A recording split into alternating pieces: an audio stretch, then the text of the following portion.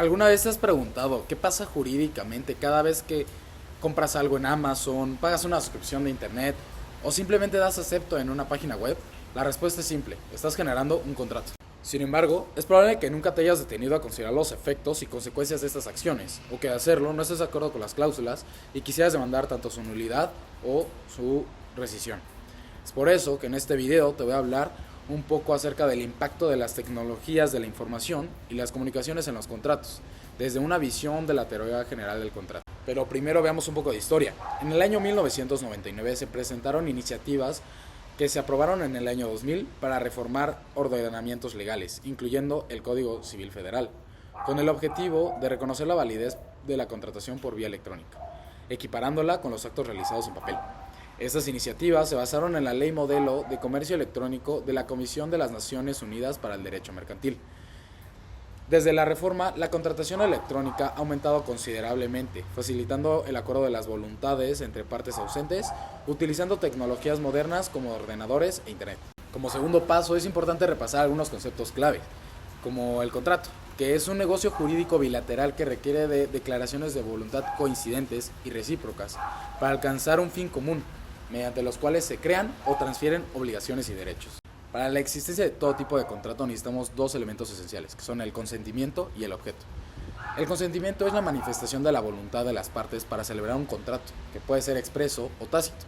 En el caso de los contratos electrónicos, la legislación los considera de tipo expreso. En cuanto al objeto, se refiere a lo que las partes acuerdan. Puede ser una cosa, o sea, un bien de dar, o un hecho, ya sea una acción de hacer o no hacer.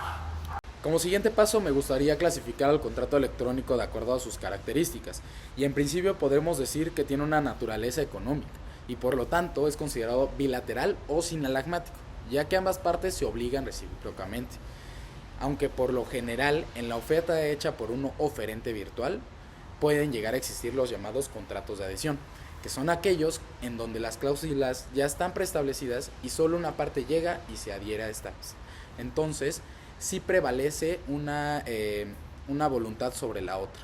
De igual manera son onerosos, pues implican provechos y gravámenes recíprocos y se consideran conmutativos, ya que las prestaciones son ciertas desde el momento de la existencia de dicho contrato. Se perfeccionan con el consentimiento de las partes, aunque en algunos casos requieren ciertas formalidades para su validez, dado el riesgo de la mala fe y la manipulación de los actos jurídicos electrónicos. La legislación actual no proporciona suficientes normas para garantizar esta formalidad, que de alguna manera se traduce a una certeza jurídica. En la actualidad partimos de la idea que los contratos electrónicos son convenientes por las facilidades y ventajas que implican, como la rapidez de acceso a un innumerable número de informaciones, entre las que se encuentran obviamente las de carácter contractual. Sin embargo, existen diversas complicaciones en los contratos electrónicos que las mencionaré adelante. La primera limitante es la falta de la capacidad jurídica, y los encontramos en los menores de edad cuando simplemente compran una suscripción a YouTube, a Netflix, además prestaciones de servicios, pues estos no están facultados para celebrar contratos de... Pero ahora supongamos que la celebra una persona con todas las facultades de hacer un contrato, es decir, un mayor de edad y que no esté incapacitado para hacerlo. Muchas personas tienen cierta desconfianza de contratar por medios electrónicos porque piensan que les van a clonar las tarjetas de crédito, porque después de contratar no tienen un documento escrito con las cláusulas, con las prestaciones y con sus obligaciones. Y este es el principal problema. En un contrato electrónico nunca tenemos nada plasmado con nuestros derechos y obligaciones, y entonces no sabemos qué debemos de cumplir, o la otra parte no sabe qué debe cumplir, y en caso de que alguna de las dos partes incumplan, no sabemos qué hacer al respecto. A esto le sumamos que en la mayoría de contratos electrónicos no podemos saber la identidad de los sujetos. Es decir, cuando enviamos mensajes, cuando estamos contactándonos con una persona, a veces no sabemos si esta persona está facultada para generar un contrato o simplemente si esta persona nos va a cumplir dicho contrato. Para resolver esta problemática hay que determinar cómo se genera el consentimiento, y esto puede ser entre presentes o entre ausentes, y si hay fijación de plazo o si no la hay, y a su vez si es realizada por medios electrónicos, ópticos, etc. Un contrato electrónico puede ser entre presentes o ausentes según se perfeccione el consentimiento de manera inmediata o no. Un ejemplo entre presentes podría ser una videoconferencia, en la cual la oferta y la aceptación se generan en el mismo momento. Y un ejemplo entre ausentes puede ser mediante chat, un correo electrónico, en donde la oferta se manda y tienes un cierto tiempo para contestar. dicha oferta o hacer una nueva. Sin embargo, para la legislación, cuando no existe un plazo entre ausentes, solo se tendrá un tiempo de 3 días, más el tiempo que tarde llegar dichos mensajes para que se dé la aceptación. Si no se da, se tendrá como retirada. A su vez, el consentimiento puede estar viciado y en los contratos electrónicos puede estar afectado de nulidad cuando no existe integridad de la información. Esto se refiere a la coincidencia entre el contenido de un mensaje de datos que recibe una parte y la contraparte. En este particular caso puede estar afectado tanto de nulidad relativa o completamente de existencia. Se me ocurre un ejemplo. Tú piensas que estás contratando Netflix y realmente contratas HBO. Esto sería un horror obstáculo, pues no hay consentimiento y estaría totalmente inexistente el contrato. Por otro lado, si tú contratas Netflix por 3 meses y tú simplemente querías un mes, puede estar afectado de nulidad relativa porque sí hay consentimiento, pero no bajo las condiciones en las que tú querías.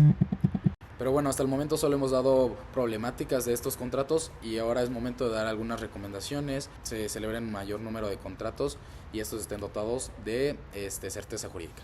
La primera recomendación es para los vendedores y es que su oferta esté detallada en cuanto a la característica de los productos y servicios, así como sus precios. Esto ayudará a que el objeto esté determinado, esté en el comercio y además sea lícito. Y con esto podemos hacer que las cláusulas naturales del contrato estén implícitas en él. La segunda recomendación, y atiende casi a la mayoría de problemáticas, tanto a la falta de identidad, así como la certeza jurídica, es que exista una firma electrónica avanzada. Esta debe tener ciertos requisitos para ser emitida, así como para sus funciones. Es decir, la primera, debes de ser mayor de edad y no estar incapacitado para solucionar la problemática de la capacidad jurídica. El 2 es que sea de un costo accesible o incluso gratuito para fomentar la participación masiva del público, que sea de carácter internacional, es decir, para no perjudicar a los profesionales nacionales, y que tenga una estructura de clave asimétrica, es decir, que consista en 2 claves, una privada y una pública, y un certificado que verifique que la clave pública corresponde a la identidad del firmante. Esto también atiende a la problemática de que el contrato que ya tengamos no sea alterado por alguna de las partes, pues el mensaje, cada que sea alterado, necesitará de una firma que le pertenezca a la identidad de alguna de las partes. Y por lo tanto se considera como una firma electrónica avanzada porque puede detectar cambios en el mensaje de datos de cada una de las partes. Así que quien quiera mandar un mensaje empleando sistemas de claves asimétricos deberá generar claves mediante un programa informático específico, conservando la privada y la comunicación pública. Una parte muy importante en esta declaración de la voluntad es atender a la libertad contractual, la cual es esencial para que el contrato pues se establezcan libremente sus derechos y obligaciones y se atienda a la voluntad de las partes, justamente, las cuales tienen ciertas limitantes y que es básicamente que no vaya en contra de las leyes de orden público, a las buenas costumbres, que podríamos decir que es la licitud del contrato. Y en esta también está implicada la posibilidad o la facultad de las partes para ofertar, rechazar o incluso hacer nuevas ofertas. Pues recuerda que un vínculo que persiste en contra de la voluntad de las partes deja de ser un contrato. Y como última parte y para cerrar este video, me gustaría hacer algunas propuestas tanto de reformas internas, así como la existencia de una unificación de un código internacional para que los mecanismos de control de controversias en los contratos electrónicos estén unificados, pues una vez que los contratos de comercio cada vez son más internacionales. Se propone una reforma para el artículo 1839 bis del Código Civil Federal, en la cual se establezca que en los contratos de adhesión se tendrán por no puestas las cláusulas que afecten al contratante que se adhiera, y también que la ley exija una formalización del acto jurídico en cuanto a contratos electrónicos, pues que se otorgue ante un federatario público y que las partes puedan expresar los términos y acuerdos que se establecieron en los mensajes de datos y estos mismos se vinculen al contrato para futuras consultas y asegurándose que el instrumento cumpla con la legislación, y además que cuando estos mensajes no se puedan atribuir a las partes o al contrato, estará afectado de nulidad.